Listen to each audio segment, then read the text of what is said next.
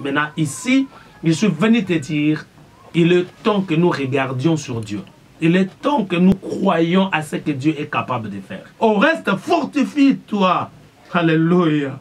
Et qu'on s'appuie à la force, toute force de Dieu. La force de Dieu, qu'on s'appuie à ça. Est-ce que je peux dire à un frère là où il est?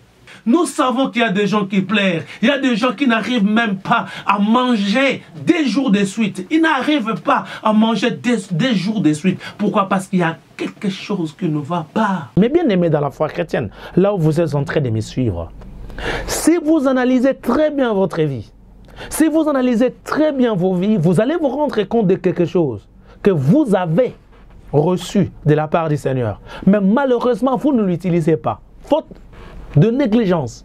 Je voulais même dire, c'est vraiment de votre faute.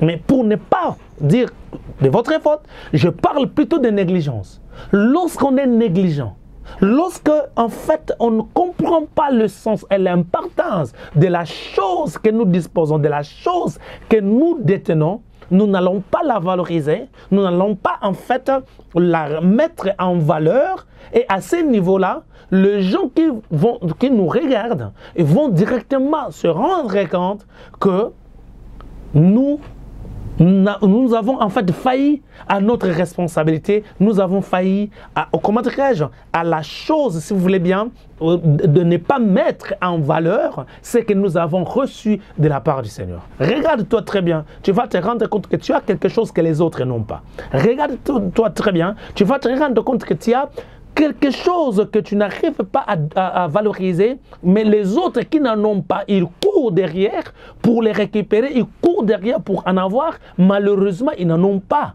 Que toi, tu as reçu quelque chose. L'apôtre ainsi dit, ne néglige pas les dons que tu as. C'est-à-dire, c'est toi de faire quoi? De les valoriser. C'est toi de te ressaisir et de comprendre que tu as quelque chose à mettre en valeur.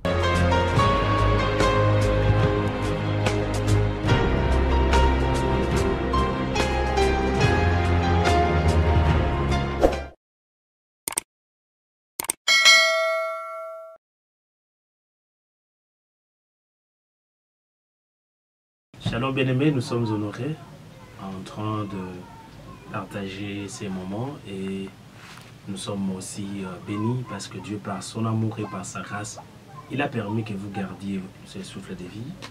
Combien sont morts, combien sont hospitalisés, mais toi tu as envie et tu arrives à parler, que la gloire lui revienne. Merci parce que tu es en train de suivre ces directs. Nous sommes pasteur Marc, pasteur de l'église selon le cœur de Dieu. Qu'est-ce que nous allons dire aujourd'hui? Là où vous êtes, vous pouvez prendre votre Bible et nous allons faire ces partages bibliques. On va lire dans le livre d'Éphésiens chapitre 6. On va prendre les versets 10. Qu'est-ce que la Bible dit? Au reste, fortifiez-vous dans les Seigneurs et par sa force toute puissante. Verset 11, revêtez-vous de toutes les armes de Dieu afin de pouvoir tenir ferme contre le ruse du diable. Gloire soit rendue à notre Dieu. Bien-aimés dans la foi chrétienne, là où nous venons de lire, c'est l'apôtre qui exacte. En fait, en exhortant, en fait, il est en train d'interpeller le croyant, si vous voulez bien les adeptes, de pouvoir tenir ferme. Vous savez, bien-aimés dans la foi chrétienne, lorsqu'on vous dit « tiens ferme », simplement, la personne qui te le dit, peut-être qu'il remarque qu'il y a quelque chose qui ne marche pas. Il remarque qu'en réalité, tu n'es plus là où tu étais. Il remarque qu'il y a quelque chose qui te fait plaire. Mais lorsqu'il essaye en fait de comparer ce qui te fait mal par rapport à ton avenir ou par rapport à ce que lui voit de toi, il peut directement comprendre que oui, ça te fait mal, ça peut aussi te faire pleurer, mais l'avenir est meilleur. Quand quelqu'un te dit, oui, je vois vraiment que tu n'arrives pas à t'en sortir, je vois vraiment que la chose en question te déshonore, je vois qu'il y a vraiment ton corps qui n'arrive pas à s'adapter à cette situation. Mais s'il ajoute sur cela que tu es ferme, c'est-à-dire il va encore te donner de l'espoir. Il va encore en fait que tu te remettes sur tes pieds pour que tu arrives à avancer. Je suis venu dire à un bien-aimé aujourd'hui, je suis venu partager en fait ces secrets avec toi. Que même si ça ne marche pas, même s'il y a quelque chose qui te fait plaisir, mais quand je constate, quand je remarque, quand je regarde en fait la chose qui te fait plaisir par rapport aux promesses que tu as de la part du Seigneur, j'ai envie de te dire, tiens encore, tiens encore. Je sais que peut-être tu n'as pas bien mangé hier parce que la situation devient de plus en plus compliquée.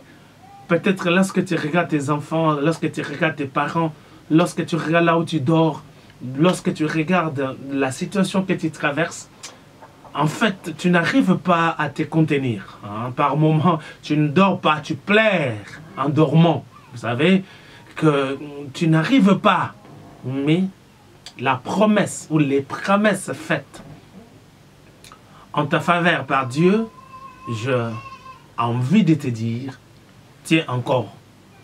Tiens encore parce que tu ne sais pas ce que Dieu a prévu pour toi.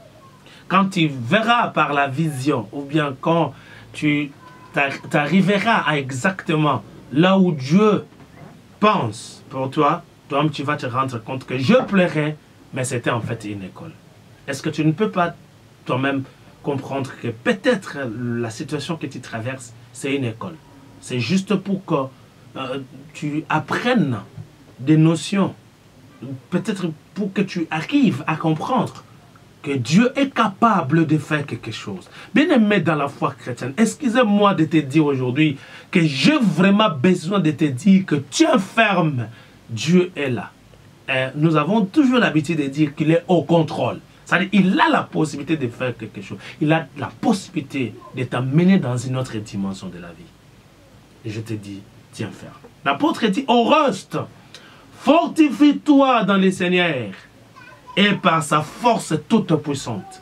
Bien-aimé, peut-être tu as regardé, en fait, comment dirais tu attendais les secours de tes parents. Peut-être tu attendais, comment dirais le coup de pouce de ton père ou de ta mère ou de ton bien-aimé qui est en Europe, qui est, je ne sais pas, en Angola, je ne sais pas là où il se trouve. Peut-être tu croyais vraiment qu'eux pouvaient te soutenir, mais malheureusement, ils n'ont rien fait. Maintenant, ici, je suis venu te dire, il est temps que nous regardions sur Dieu. Il est temps que nous croyions à ce que Dieu est capable de faire. Tu as tant regardé aux hommes, tu as tant, en fait, espéré qu'une personne ou une autre personne pourront te soutenir, te venir en aide, mais malheureusement, personne ne t'a soutenu. Maintenant, est-ce que nous ne pouvons pas regarder à Dieu?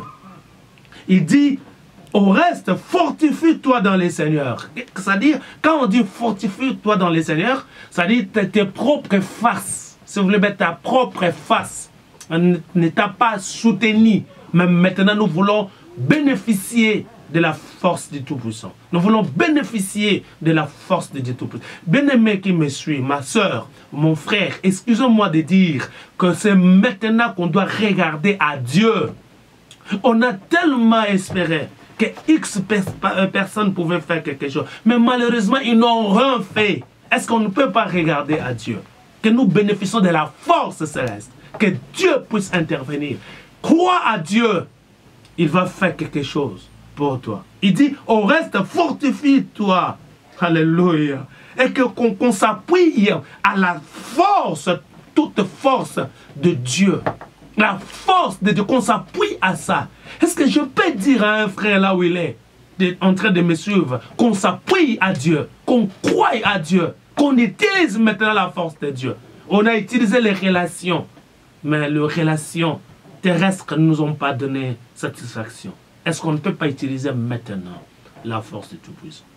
Si vraiment tu as besoin d'utiliser la force de Tout-Puissant, que Dieu t'accompagne et que Dieu te fasse du bien. Bien-aimé, ma soeur, mon frère, appuyons-nous maintenant à Dieu. Croyons que Dieu est capable de nous faire du bien. Croyons que Dieu est capable de, comment dirais-je, décanter cette situation.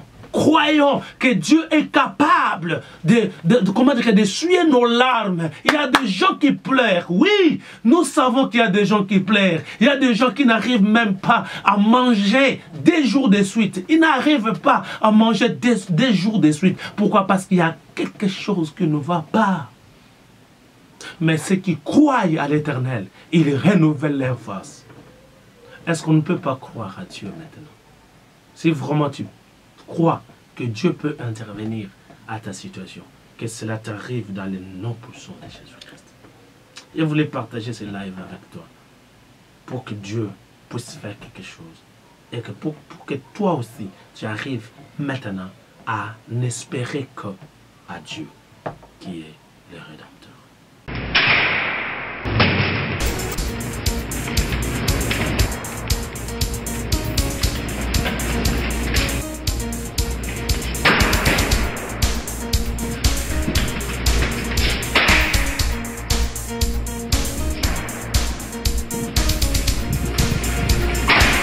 Ah, Ngaïli, ba Congolais. Ah oui, Banakin, Bana Brazzaville. Bana chaîne Moko. Vous suis chaîne Sika, chaîne Kitoko, chaîne Lengi. Chaîne la Bino Moko Moulukaki Yambo. Tout le monde suivait le guide quoi. Calibas News TV. Calibas News TV, Nathan. Calibas News TV et tous s'abonner pour nous. Vous s'abonner massivement. Massivement. Vraiment à Calibas News TV. C'est vrai que na kotambo la kana komona kabashe. Calibas News TV, ya biso moko barumbu. Chikwandango. Na Calibas News TV. Omona makamba. Ah, okotani ba théâtre. Bakabino ba chéri bolela. Nous avons besoin sport, politique, musique.